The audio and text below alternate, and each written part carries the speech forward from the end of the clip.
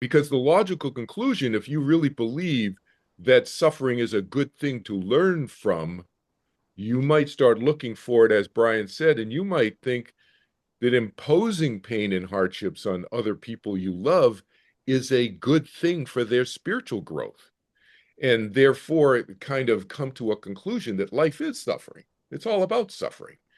Hey everybody, this is Brian Smith, and I'm here with my friend Kelvin Chin. And we want to talk about something Kelvin and I we discuss all the time. We're good friends. So Kelvin is a meditation teacher. He teaches about the afterlife. He teaches to overcome the fear of death. And so with that, I'm going to turn it over to Kelvin, let him introduce himself a little bit more and introduce our subject for today. Yeah, thanks, Brian. Good to see you always, always, my friend. So, the way this came about, Brian and I were talking the other day, and actually, I got a an email or a text or something from one of my students. I have students in 68 countries, all different religions, cultures, and so forth, but different belief systems. I help people around the world. But this specific person brought up past lives and reincarnation and the notion of coming back and so forth. And why do you come back? And this person, one of my students, brought up another person, another spiritual teacher whose name I won't mention, but who's very well known out there in the past life, reincarnation, future lives kind of arena. And this person is teaching that we come back to deal with challenges and hardships we have in our lives and so forth to accelerate our growth, to continue our spiritual growth and so forth. And it got Brian and me talking together about this, and we thought, well, we'd share it with folks because I think it's a good question. It's an obvious question for those who believe that in an afterlife that we do continue, and especially for those who may believe that we continue and may take on a different physical form and reincarnate in a different body. Why does that happen? Why do we do that? Um, is it to accelerate our spiritual growth and to deal with hardships and challenges like a lot of people believe and some people teach? I think that creates it is a problem because it ignores some basic principles, and Brian and I are going to talk about the concept of it possibly increasing our suffering. And those of you who know me, I'm the anti-suffering guy. I'm the let's reduce our suffering. Let's reduce our anxiety. So that's what we wanted to discuss today with all of you. We'll discuss together and for you to kind of observe Brian and my thoughts about that. The whole notion of seeing challenges and hardships as accelerating spiritual progress. So let me just kick it off, Brian, real quick. I think that it's an obvious place where people go because life is not easy all the time. Everybody knows that. We don't have to beat that dead horse. Um, you know, there's a lot of challenges in life, and can we learn from them? I think the answer is yes, and that's how I choose to live my life. I try to learn from my mistakes and challenges that I've been through and challenges that have come up in my life that I have no control over sometimes. And can I draw from that? Can I learn from that? Can I learn about life, the universe, other people, myself? Yeah, I think in hindsight, looking back at that, I think that's useful, and I found it very helpful for myself. The problem, though, is when you start to hear people teaching that all of our hardships and pain are there and inherently a positive thing to learn from, it can be a slippery slope. And Brian and I were talking about that. You can kind of start to create a looking forward to that. And then, Brian, why don't you take it from there and we'll continue the conversation? Yeah, I think we're in total agreement on that. And then Kelvin and I both teach that if you're going to suffer, you're going to have pain, you might as well learn from it. I don't think anybody would argue with that. But the teaching, like a lot of teachings, can be taken too far unintentionally by people Kelvin and I are concerned could create suffering as we focus on our suffering as opposed to focusing on the beauty and the joy in life. And as we maybe even start to set up ourselves like maybe even subconsciously, as Kelvin said, to anticipate suffering, to create suffering for ourselves. And then what I actually kind of chimed in, I believe also, because I'm also concerned about this teaching of karma, which I believe has a place, but people say karma is basically punishment. So if I see someone suffering, and might think, well, that's good for them. It's good for them to suffer, but so that way they can learn from it. Or I might say it's good for them to suffer because it's their karma.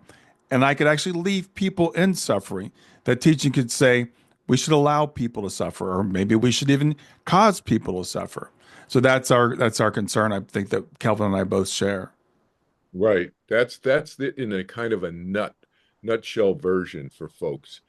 Because the logical conclusion, if you really believe that suffering is a good thing to learn from, you might start looking for it, as Brian said, and you might think that imposing pain and hardships on other people you love is a good thing for their spiritual growth. And therefore, kind of come to a conclusion that life is suffering. It's all about suffering. Yeah. And and even those of you who come from religious backgrounds, I mean, I grew up as a Christian when I was a kid and so forth, went to church, so forth. Um, there's a belief system out there when I was growing up in Christianity, that Jesus died on the cross to save people for their sins. And that's not my memory from 2000 years ago. Mhm. That is not my memory. And if there's a lot of been forgetting that happens over the millennia, people forget about him teaching about feeding the hungry and clothing the people who needed to be clothed and taking care of the poor and the sick and so forth. If you really follow this what we're talking about as a misperception, but a popular belief for millennia that suffering is a path to spirituality, then Jesus would have been teaching the reverse. Jesus would have been teaching create chaos, kill people, create wars, create suffering in other people. And that's not, and everybody knows that that was not his teaching, you know. An offshoot of this that I wanted to touch on, Brian, since we're on this subject, is the notion that um, life is somehow designed to be a spiritual education. The whole notion that Earth is a school, we come here to learn. And that's why you're here. And it's almost a place of punishment, the way people sometimes talk about it. They may not use that word, but it's oh, you need to go back. You need to go back and learn. And I talk about that in my book. I don't know if you have a copy of my book there, but it's on the other side of my room. But my second book, Marcus Aurelius Updated, which is a Mhm. collection of 67 essays on various topics like this I've written, I specifically talk about these topics we're talking about today in a few of these essays, and one of them is about Earth as a school. And so this kind of an offshoot of what we're talking about, and it's almost like the more difficult the education that you go through, the more challenges you go through, the more sweet the spiritual bliss once you've solved your problems or whatever.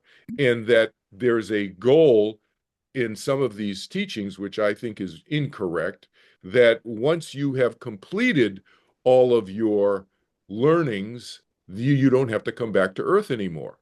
Mhm. In fact, my experience over the last 6,000 years of having memories of coming back here many times is that people come back here for all kinds of reasons. And it might be to learn, and it might not be to learn. It might be just to connect with some loved ones who we miss and we want to be in physical form again Yeah. with. Or it could be to just come back for the soft serve ice cream because we forgot how good it tastes, or who knows what. Could be a lot of Yeah, reasons. I think that's a really good point. And again, it's interesting how people would cherry pick verses from any faith, because I've heard people say that the Buddha said that life is suffering, which again we can imply that, okay, well then that's what we're supposed to do. Or Jesus at one time was reported to have said, the poor you will always have with you. So some people have taken it as a commandment. It's like, well, Jesus said there are always going to be poor people, so we might as well not even try to end poverty. So we can take any of these things and we can actually distort the teaching. And that's what you and I try to do, is like, let's look at the overall teaching. Let's look at what makes sense. And while I believe that this earth there is a lot of suffering, not belief. There's no doubt about it. We can tend to focus on just the negative, or what the suffering, as opposed to focusing on the beauty that we get to experience over here. We do get to taste ice cream. We do get to have loved ones. We do get to experience what it's like to be in a body, feel the sunset, all those types of things. And we can start to, some extremes is like you've seen these or heard about like people in the past that wear hair shirts. They wear shirts made out of hair. They were purposely uncomfortable. Or some people in I believe in India that will actually beat themselves until they're bleeding to impose suffering on themselves to grow from that. And I think you and I both agree those are very distorted views of what's a really rich experience being on Earth. Yeah. The hair shirt idea that Brian was just referring to, for those of you who are wondering what he's talking about, is a very popular thing to do in the Middle Ages, about 600 years ago. And you would take a shirt, regular shirt, and you would sew horsehair on the inside of the shirt. And if those of you don't know, horsehair can be very coarse. Hmm. And I'm not talking about smooth horsehair where it's just been brushed. I'm talking about short horsehair in the shirt, and it causes incredible pain. And the monks and the nuns in throughout Europe, it was very popular to do. And again, what were they trying to do? They're trying to reenact the suffering that Jesus experienced while he was on the cross being crucified. And was he in pain? Yes. Did Sure. he suffer? Did he suffer, however? No. And he transcended the suffering, because suffering, it was, he experienced physical pain without the emotional pain of the mental suffering. Mm. That's a whole other discussion, but but the you can see, like Brian's talking about, how you can take a seed idea and you can take it to extreme, or you can distort it, and it's a fork in the road and you go off on the wrong fork, you know. And the notion that suffering does exist in life, yes, but it should not be the goal. And I think Brian's bringing a great point up, which is focus on the good in life, focus on the happy moments. Why focus on the pain and the suffering that we're experiencing? And can we overcome it by reducing our anxiety, by reducing our perspective, by increasing our perspective or shifting our perspective, like we're suggesting in this short little video here, shifting our perspective on the way we look at things, because the way we think shifts our belief systems, and our belief systems can emotionally control our thoughts and our behavior behind the scenes without us realizing it. So that's why I teach how to think about things differently, because that shifts our belief system and our emotions, and can shift, therefore, how we live our lives. No, totally agree. And so again, again, what we want to talk about is this teaching by this person who's very well respected. We're not going to mention any names right here, but you probably know who we're talking about. But this teaching that, and it's with good intention, but it can be taken off the rails, and it can get people to focus on suffering, to increase suffering, to accept suffering. And I do believe that my mission here anyway is to reduce suffering as much as possible. I don't want to see anybody suffer for a moment. I'm not going to be able to end that, but I'm going to do everything I can to end that, because I believe that's my mission in life. And we can look at other people and say, well, maybe they were supposed to impose suffering on those people because maybe it's their karma. They deserve that suffering. And I don't believe anybody ever deserves to suffer. Yeah. The karma notion, karma means action in Sanskrit. It's a Sanskrit word that literally means action. Hmm. It doesn't mean good, bad. There's no good, bad to karma. That has been added on conceptually over the millennia.